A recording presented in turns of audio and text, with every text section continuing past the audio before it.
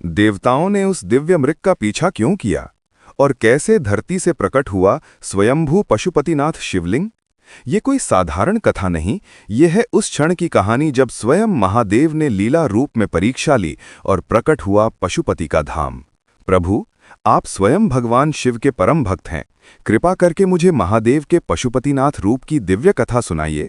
हनुमान, ये कथा केवल एक घटना नहीं बल्कि महादेव की करुणा, लीला और वैराग्य का अद्भुत रहस्य है। ध्यान से सुनो। बहुत समय पहले कैलाश पर्वत पर भगवान शिव और माता पार्वती विराजमान थे। देवता, ऋषि और गण निरंतर उनसे अपनी समस्याएं लेकर आते रहते थे। कोई वरदान मांगता, कोई संकट से मुक्ति चाहता। एक दिन माता पार्वती ने मुस्कुराकर कहा, स्वामी, कभी कभी मुझे लगता है कि हमें कुछ समय संसार की इन जिम्मेदारियों से दूर होकर प्रकृति के बीच शांति से रहना चाहिए। देवी, यदि तुम्हारी यही इच्छा है तो आओ निसर्ग की गोद में उतरें, पशु पक्षियों के संग प्रकृति के सानिध्य में विचरण करें। ओम नमः शिवाय, ओम नमः शिवाय। मृग बनकर भोले आए, संग गौरी माता मुस्काए, कैलाश से उतरे उस वन में, हर मन में शिव छाए। बागमती के तट पावन वन, जहां गूंजे ओम हरेक कण, पशु पक्षी संग भोले रमन, शिवम हो जाए हर मन। हर हर महादेव, वन में गूंजे देव, हर हर महादेव, वन में गूंजे देव। बोले भोले सुनो संसार, हर जीवन में मेरा विस्तार। पशु में शिव, मान में शिव, जल में शिव, भवन में शिव।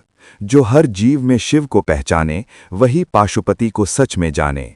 हर हर महादेव, वन में गूंजे देव।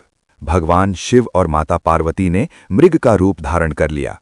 फिर वे पृथ्वी पर नेपाल में बहने वाली बागमती नदी के तट के पास स्थित सलेश मंतक वन में आकर रहने लगे। वो वन अत्यंत सुंदर था। घने वृक्ष, स्वच्छ जल, पक्षियों का मधुर स्वर। शिव और पार्वती मृग रूप में वहां स्वतंत्र होकर विचरण करने लगे। वे पशुओं के बीच रहते, उनके साथ चलते, उसी वन का भाग बन गए।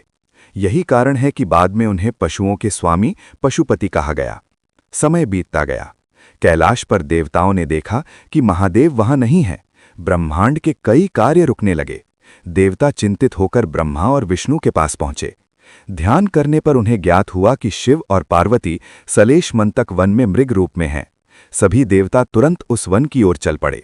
जब देवताओं ने उस वन में एक अद्भुत तेजस्वी मृग को देखा तो वे समझ गए कि वही महादेव हैं।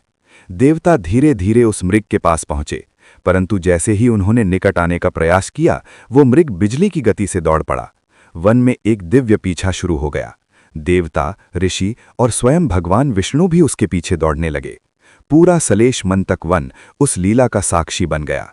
अचानक एक क्षण आया जब भगवान विष्णु ने आगे बढ़कर उस मृग के सींग को पकड़ लिया। जैसे ही उन्होंने सींग पकड़ा, भयंकर दिव्य प्रकाश फैल गया। तभी मृग का एक सींग टूटकर पृथ्वी पर गिर पड़ा। उस प्रकाश के मध्य स्वयं महादेव अपने विराट रूप में प्रकट हुए। देवताओं, ये मेरी लीला थी। मनुष्य इस सृष्टि के सत्य को भूल गया है। वो प्रकृति से अपना संबंध खो चुका है। जिस धरती, जल और वन से उसका जीवन चलता है, उसी निसर्ग का वो विनाश कर रहा है। इसलिए आज से मैं इस पवित्र वन में पशुपतिनाथ के रूप में निवास करूंगा। मैं सभी पशुओं, पक्षियों और प्राणियों का स्वामी बनकर यहाँ रहूंगा। जो प्रकृति का सम्मान करेगा वो मेरे आशीर्वाद का अधिकारी होगा, और जो निसर्ग का अपमान करेगा उसे अपने कर्मों का फल अवश्य भोगना होगा। इतना कहकर शिवजी ने अपने त्रिशूल से भूमि को स्पर्श किया। वहीं स्थान दिव्य प्रकाश से भर उठा और वहीं प्रकट हुआ पवित्र पशुपतिनाथ शिवलिंग। हनुमान, जो इस सृष्टि के हर जीव में ईश्वर का अंश देखता है, जो पशु, पक्षी, वन और जल से प्रेम करता है, वही वास्तव में पशुपतिनाथ की सच्ची भक्ति करता है। प्रभु, उस शिवलिंग के 4 मुख क्यों हैं? ये 4 मुख मिलकर बताते हैं कि भगवान शिव ही सृष्टि के रचयिता, पालनकर्ता और संहार करता हैं, और वे हर दिशा में मौजूद हैं। चारों दिशाओं के स्वामी।